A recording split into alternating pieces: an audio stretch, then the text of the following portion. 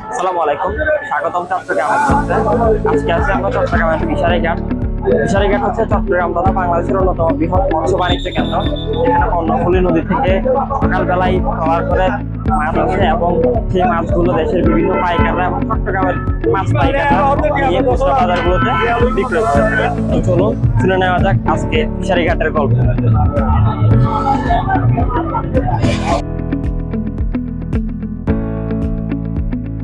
চট্টগ্রামের সামুদ্রিক মাছের মূল যোগানদাতা বলা চলে এই ঐতিহ্যবাহী ফিশারি ঘাটকে। ইলিশ, রূপচাঁদা, কোরাল, লইট্টা, চিংড়ি সহ নানা সামুদ্রিক মাছ পাওয়া যায় এই ঘাটে, যেখানে চলে হাজারো মানুষের জীবিকার সংগ্রাম। এছাড়াও মাছ বিক্রির সাথে পাল্লা দিয়ে চলে মাছ সংগ্রহ করার কাজও। যেমন আহরণ করা হয় মাছ, তেমনি মাছ সংরক্ষণ করার জন্য রাখা হয় বরফ, এবং সবসময় দেখা যায় যে কোনো একটা মেশিন দিয়ে এই বরফগুলো কাটা হয় যাতে মাছগুলো দীর্ঘক্ষণ সংরক্ষণ করা যায়। তাই বিক্রি করার জন্য, সেগুলা সংরক্ষণ করার জন্য অনেক বেশি বরফের প্রয়োজন হয় এবং এই বরফগুলো দ্বারাই মাছগুলো সংরক্ষণ করা হয়।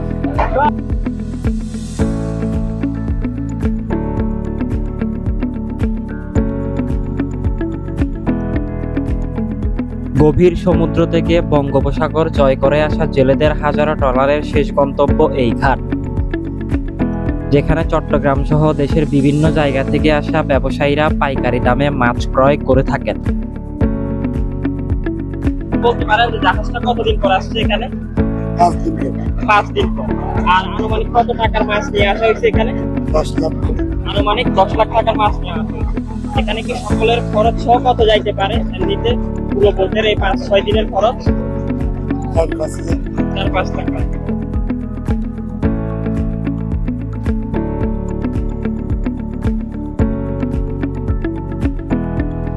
কিন্তু এই ঘাটের গল্প কি শুধুই মাছের?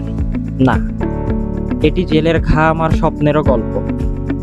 দিনরাত ঢেউয়ের সাথে লড়াই করে ফেরত আসা এই মানুষগুলোর হাসি মুখেই টিকে আছে ফিশারি ঘাটের প্রাণ।